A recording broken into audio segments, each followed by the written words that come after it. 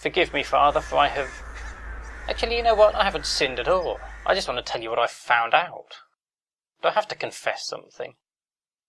I had a wank. Anyway, never mind that. I've spent the last 24 hours finding out everything I can about Quentin Finnemore. And it's incredible. I have to admit, I thought I might be wrong.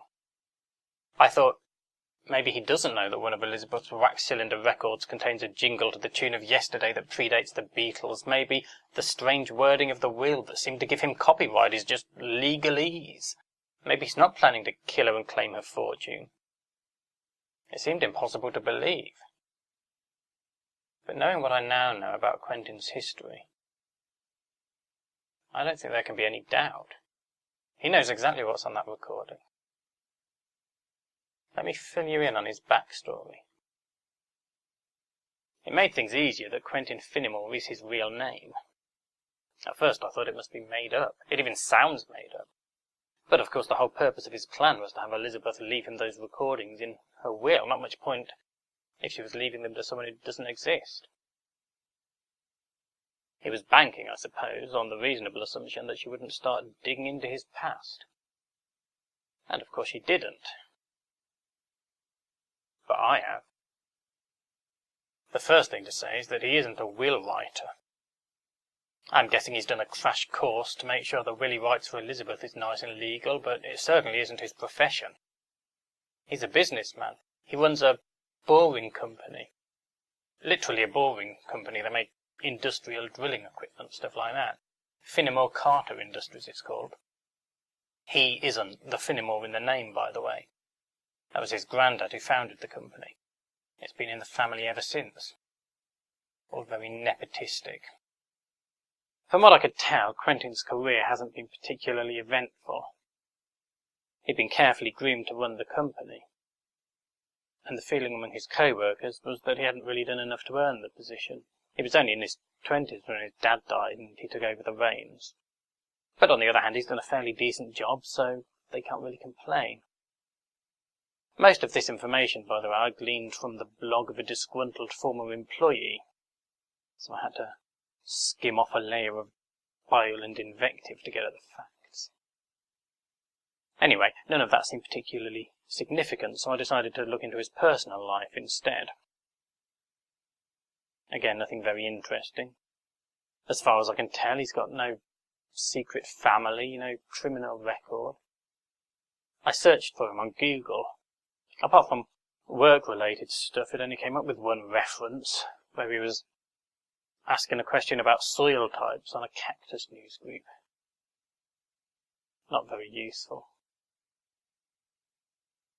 I was getting nowhere, so I decided to approach things from the other direction. And that's when I struck gold. I figured for Quentin to know about the jingle, there had to be another copy to the one I destroyed. Probably another copy of the contract, too, or how would he know Elizabeth holds the rights? I thought those were most likely to be with the company that made Sergeant Shine, so I looked it up. It turns out Sergeant Shine was made by Finnemore Carter Industries. I hadn't seen that one coming. Why would an industrial drilling company make household cleaning products? I called their PR department, spoke to a very nice man called Tony. I told him I was writing an article about the company for the Sunday Times magazine, and he was really helpful, went and dug into the archives for me.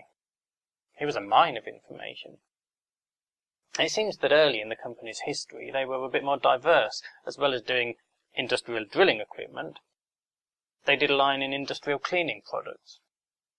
For people who wanted shiny drills, I suppose. Anyway, this was so successful they decided to bring out a range of household cleaners. Hence, Sergeant Shine. This was very much a blip in the company's history. It was the Carter of Finnemore Carter Industries who spearheaded the venture, and in October 1955 he was hit by a tram and died from internal bleeding. No one else was much interested in household cleaning products, and Sergeant Shine was quietly dropped 3 weeks after launch. Then I asked Tony about the jingle. He didn't know anything about that, and I think he was getting suspicious now that maybe I wasn't from the Sunday Times magazine. But I persuaded him to have one last dip into the archives, and he managed to find one reference to a TV ad they'd had produced for Sergeant Shine, but it only aired once before the product was dropped. Paul McCartney must have been 13 when he heard that single broadcast. No wonder he didn't remember it when it came back to him in a dream 10 years later. And no wonder no one else in the music industry recognised this jingle that had played once in 1955 during an episode of Colonel March of Scotland Yard. Elizabeth's granddad, by the way, died in 1962, so he'd never have heard the Beatles' bastardisation of his jingle. He's probably the only person who'd have remembered it. Quentin enters the picture in 1993. That's when he inherits the company at the age of 22. At this point, Fenimore Carter Industries still owns the rights to the jingle, though it's a safe bet they don't know it. My guess is Quentin found out only recently, when it was too late. For the first 2 years of his tenure, he owned the rights to the tune of Yesterday. But now they've passed back to Elizabeth. No wonder he feels hard done by, like he's missed out on a fortune that's rightfully his. But it's not all bad for him, is it? I'm no lawyer, but if he can prove his company owned the rights until 1995, surely that alone will net him a nice little fortune, regardless of who owns them now. But obviously that's not enough for him. He wants the rights back, and he'll do whatever it takes to get them. I'm right, aren't I, Father? It's fantastical, but it can't be a coincidence. This man who happens to be dating Elizabeth, who claims to be a will writer but isn't, who contrived to have her leave him the rights to those recordings in her will, just happens to be the man who owns the company that once held the rights to the one jingle in her collection that's worth a fortune. That can't be a coincidence. He's just waiting for her arm to heal so she can sign the will. And then it's good night, Elizabeth. And I'm the only person who can stop it. I was right all along. God saved me so I could protect Elizabeth. It all makes sense now. My obsession, my compulsion to be near her, to know everything that's going on in her life. It wasn't an unhealthy mental disturbance like they said. It was a force for good.